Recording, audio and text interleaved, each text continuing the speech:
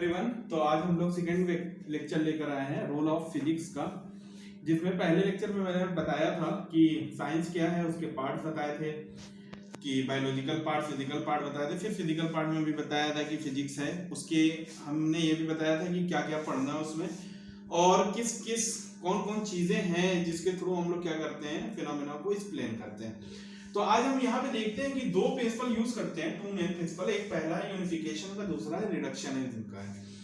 तो पहले प्रिंसिपल की अगर मैं बात करूं, इसका नाम है यूनिफिकेशन। यूनि का मतलब होता है सिंगल, ठीक है, जैसे यूनिक क्वांटिटी मतलब सिंगल क्वांटिटी। तो अब यहाँ पे यूनिफिकेशन का मतलब क्या आ रहा है? यहाँ पे यूनिफिकेशन का मतलब ये है कि हमको यहाँ पर किसी एक लॉ के थ्रू कई फिनोमिनन को एक्सप्लेन करना। जैसे कि यहाँ पे डिफिनीशन पढ़ लो, to explain diverse physical phenomena in terms of few concept and laws. क्या करना है हमको?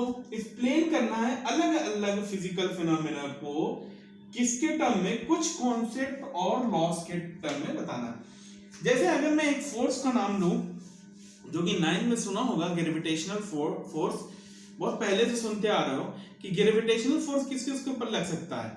एप्पल के ऊपर भी लग सकता है, जो कि बहुत ही छोटी बॉडी है। और कहां लग सकता है? प्लेनेटरी मोशन में भी हमारा क्या लग जाता है? ग्रेविटेशन का लॉ लग जाता है। जैसे कि मून है, मून मूव कर रहा है तुम्हारे अर्थ के अराउंड, तो यहाँ पे भी लॉ ऑफ ग्रेविटेशन सक्सेसफुल है, यहाँ पे भी लगता है। या अगर मैं कहूँ छोटी सी पेंडुलम, पेंडुलम में भी हमारा ग्रेविटेशनल का लॉ लगता है। मतलब ये सब तीनों चीजों को हमने किससे एक्सप्लेन कर दिया है? यहाँ पे ग्रेविटेशन से एक्सप्लेन कर दिया है। पानी का टपकना, पानी भी अगर कहीं से गिर रहा है नीचे की तरफ, तो ये भी हम किसके अंदर लेंगे? ग्रेविटेशन के अंदर लेंगे। तो बहुत सारी ऐसी फिजिकल चीजों को हम लोग क्या कर सकते हैं, एक ही लॉ से प्रूव किया जा सकता है। अब उसमें भी, इसमें ग्रेविटेशन पे बहुत सारी चीजें एक्सप्लेन की जा सकती है।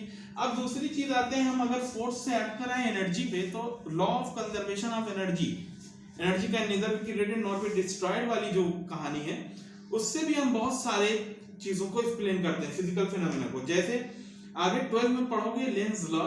लेंस लॉ में क्या होता है? हम मैग्नेट की डायरेक्शन बताते हैं।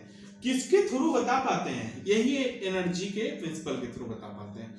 बर्नौली प्रिंसिपल पढ़ोगे, यहाँ पे भी तीन चीज का कन्वर्जन हम किसके वजह से बता पाएंगे? Energy can neither be created not be destroyed से। या अभी तुम थोड़ा बहुत 9 पे तुम्हें ये मालूम होगा कि टोटल एनर्जी क्या होती है? सेम होती है। जैसे कि जिसमें क्या है, पोटेंशियल एनर्जी और काइनेटिक एनर्जी का कॉन्सेप्ट पढ़ा था। जैसे कि ये डस्टर है, अभी इसके पास पोटेंशियल एनर्जी, इसको छोड़ दोगे तो इसके पास क्या आ जाएगी? काइनेटिक एनर्जी आएगी छोड़ते ही। यह किस में कन्वर्ट हो रही है? काइनेटिक एनर्जी में कन्वर्ट हो रही है। तो इसमें भी हम क्या करते हैं? यहाँ पे भी एनर्जी का कंजर्वेशन ही पढ़ते हैं। तो हमारा यूनिफिकेशन का मतलब यही होगा इस टॉपिक के अंदर कि मुझे क्या करना है। सिंपल सी बात है, मुझे इसका सिर्फ यही डिफिनेशन है कि कई सारे फिजिकल फिनोमिनास को किसी छोटे छोटे मतलब कम कॉन्सेप्ट के अंदर हम लोग अगर उसको एक्सप्लेन कर दें, तो इसे हम लोग बोलते हैं यूनिफिकेशन। फिर से बता देते हैं क्या बोला है मैंने। कई सारे फिनोमिनास को मुझे किसमें बताना है? कुछ कॉन्सेप्ट और लॉ से अगर मैं एक्सप्लेन कर दे रहा हूं। जैसे कि आजकल ये ट्राई भी हो रहा है कि एक ही लॉ को पकड़ के हम लोग चाहते हैं कि एक्सप्लेन कर दिया जाए।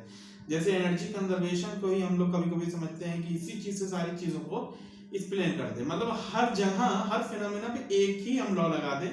इस चीज का नाम है यूनिफिकेशन। दैट्स